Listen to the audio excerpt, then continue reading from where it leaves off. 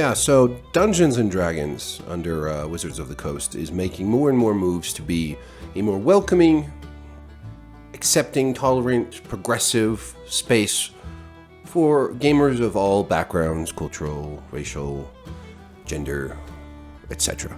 Overall, I think a worthy thing to do, right? We as I've always said, this idea that gamers don't want people in their games that aren't like them is misguided.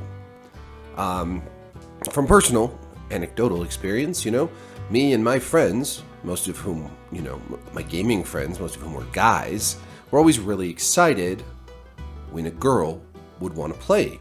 Whether that was, Mario Kart or D&D, we were always excited that there was a girl playing. And I for as long as I've gamed, I've played D&D in games with, people from all kinds of different racial backgrounds. When I first started playing, I lived in Canada, and my best friends were Japanese and Mexican and Canadian. It was like this smorgasbord of different people from around the world. And when I say Mexican and Japanese, I mean from Mexico and from Japan. Because I lived on the university there, and so for me, it's always been this very, and I know this is maybe not true for everybody, but a very welcoming space for everybody. Not to say that there aren't, certain tropes and whatever that are attached to these older games that maybe don't line up so well with modern values. But overall, the other thing about D&D and about tabletop games in particular is that they're what you make them. And I think this is something that people often forget, or at least that maybe people who don't have much of an imagination never really realize, is that these stories and even these games are really what we make out of them. So, I always hack the shit out of games, right? I don't like any game system just the way it is ever, including ones I come up with, which I have done over the years many times, come up with my own game systems. I'm always iterating on those. And when I play D&D, there are so many things I don't like about it because I like all these other games like Burning Wheel and Dungeon World and various other, card games and other things I've played that I always want to adapt them. I always want to change what D&D does to do it differently. And then I've almost never used prefab campaigns. It's almost always, what we've come up with as gamers and storytellers. So, I don't hold too much. I just don't care that much if Wizards of the Coast is going to make some changes to their game. But I also wonder if sometimes this balance that we try to strike between welcoming new players and respecting the tradition and the fans who made this stuff popular in the first place doesn't get lost in the shuffle. So this is not just for D&D, but this is for all sorts of, for video games, for adaptations of video games like the Resident Evil show on Netflix.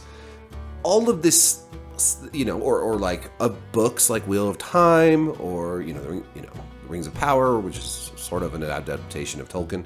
There's so many efforts, it seems, to make things new without really respecting what made them special to begin with. And in that process, you can lose what made these things special. And that is a risk that people who are making these adaptations or making these changes to rule books should take into consideration. Because, on the one hand, yes, we always, just from a business standpoint, you want to invite more people into your domain, into your product, right? If you're limiting who plays D&D just to like old fans, then you don't have a lot of room for growth, and that's important for a business to succeed, and for a community to thrive, right? But if you change things so radically that it seems like you're not just welcoming new people, but actively following some sort of political agenda in the process, that you turn off old fans, you risk breaking something that made the game work in the first place, or creating an adaptation of a video game that doesn't resemble the original at all, and so none of the fans that made this thing popular so that it could get a TV adaptation will stick around to watch it, and then it will fail, and then it will get canceled. Unless it's something like Rings of Power that just has, however many billions of dollars Jeff Bezos wants to put into it. he can afford to piss his money away. But really, it's not like these two things can't work together. So like in Andor, we have a story that was created by people who were specifically not huge Star Wars geeks, but who had respect for the things that made Star Wars tick. They were able to create something that felt deeply Star Warsian, but was also somewhat subversive. And I'm going to have another video on that topic, so I'm not going to go into that too much. But for now, looking at this latest update from Wizards of the Coast, which is basically talking about the taking race out of the games. Now, on the one hand, I totally think that's fine, because who cares? I think it's funny that we're meant to think that that race itself is problematic, or that like just referring to like orcs and dwarves and elves and all that as races is problematic, when it really seems like we're just making much ado about nothing. But it's not the most accurate term either, right? Race, when we think about race, it's race within a group. So different races of humans, different races of elves, different races of dwarves. But the dwarves and elves and humans aren't different races. They are essentially, as the new D&D, One D&D or whatever is going to call them, species. They're different species. But that sounds weird also, right? I think that it's just weird to think of like, okay, my class, I'm a ranger, and my species is elf. Species. I think of butterflies and elk and like, different kinds of fish. I'm not thinking dwarves and elves and half-orcs and shit. So I don't like that term, but I don't mind that they're getting rid of race, even if I find their reason mildly phony and just a little bit of that, like, look at us, look how progressive and welcoming we are. It's like, okay, you're not actually changing anything of any significance here. You're just getting rid of the word race, and that's neither, brave or particularly progressive, but cool, whatever, I don't care. Are there better phrases or words, than species? I think so. I would say, like I mentioned a minute ago, one of my favorite tabletop games is Burning Wheel. Just a phenomenal, grindy game that has all kinds of cool character creation stuff, and it refers to race as stock. So when you're going through, character creation, you pick the stock of your character, which is human, elven, dwarf, orc. You could do that in D&D. You could call them stock. I believe in the Black Tongue Thief, which is a fantasy novel I'm reading right now, which is by Christopher Christopher Buhlman, I don't know. Different races are referred to as kind, K-Y-N-D. So there's different ways you could do this. There are other words that might feel more like a fantasy RPG than species. Okay, again, inclusivity, fine, but getting rid of anything and everything viewed by anybody as problematic is problematic. I think games, again, because you have so much control over how you want to play the game, that the game itself should be allowed to have certain things that are not, I don't want to say offensive, but at a certain point, like if people are taking everything as offensive, then I guess some things just have to be offensive. Like, for instance, racial traits, right? Like elves and dwarves and halflings and orcs all have some degree of night vision, right? And humans don't. And different, species or whatever have different stats boosts. Like halflings aren't as strong because they're halflings. Maybe they're faster though. Half-orcs are stronger, but not as smart.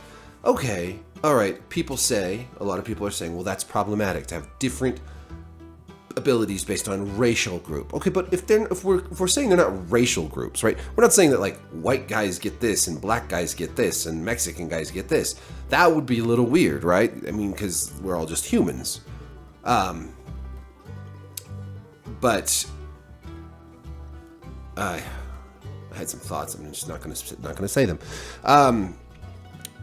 But if you're talking about different species, well, let's just throw out other species, for instance, like sharks. Sharks are good at swimming, but maybe don't have, much dexterity. They are not going to be able to, detect traps or something. Whereas, maybe monkeys have a good ability to climb trees, and chameleons can blend in with, this is what, if we're talking about, we can't have it both ways. You can't say, well, you can't call them races, you have to call them species, but you also can't have unique traits for these things, because that's problematic. That doesn't make any sense. Right? That just doesn't make any sense. I mean, you can't just make all the different groups the same either. I mean, granted, you have games where there is a degree of sameness, and it's just narratives. If it's a very narrative-driven game, then fine. Your elven traits are more about your background, where you're from, the fact that you're an elf, comes from an elven kingdom in the forest or whatever. And whatever's, you're half orc, and so you're stuck between two societies, and that could, but that also works in games where you also have, more feats because you're a human, and not as many ability scores because you're just kind of the basic, you're basic as a human, and everyone else is built around you. What I find also frustrating about all of this is that because it enters the pop culture war framework, you have people really freaking out about this, saying it's the worst thing ever, how could they change race, without really bothering to examine why that's maybe not a particularly great term. Not because it's problematic or offensive, but because it's not very accurate or helpful in terms of actual character generation and background and whatnot. Whereas other terms like stock might just work better without bringing in any sort of loaded racial baggage with it that people might take the wrong way. And then you have people like here at Gizmodo, Linda Kodega in her post about this finishes it off saying, "I'm very pleased to see Wizards take criticism seriously enough to make changes and continue to progress, allowing for a more inclusive and ultimately more fun and accepting experience. The best part is that when people inevitably protest against this change, it will signal that they might have been part of the reason that this change was necessary to begin with." I mean, not only is that written poorly and awkwardly, it's just so snooty and arrogant, and just like we are the righteous ones, and all these changes that are being made based on our political beliefs are good, and anyone who disagrees for any reason is outing themselves as a monstrous bigot. Maybe they are. Maybe they are a monstrous bigot, but maybe they just don't want to see things that they love change. And that's not so bad. I mean, we see so much change in the world all the time, and a lot of times it's pretty easy to say, look at all the change in this world. Is it getting better? And it's easy to not see the ways it's getting better, because in so many ways it's getting worse. And you have so many things you love changed or adapted in ways that are dismaying and troubling and frustrating, because you think, if only people who respected and loved this the way I did were in charge of it, we would have gotten something that felt more true to what we love. And that can piss people off, even if they don't have a racist bone in their body. Or sexist bone or whatever. And the problem is, of course, that there are people who are racist and there are people who are sexist, and they all get lumped in together with this kind of analysis or critique or whatever, because that's how the pop culture wars work.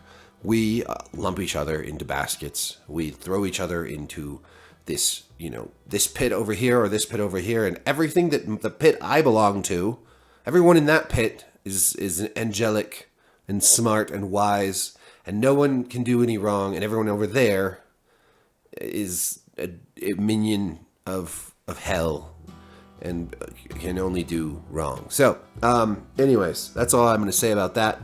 I do have the Andor bit I'm working on, and there's so much going on. I'm so behind on everything. It just makes me want to curl up in bed and just not do anything at all ever. But here I am, making videos, hitting the gym, trying to be good. Anyways, thanks for watching. Peace.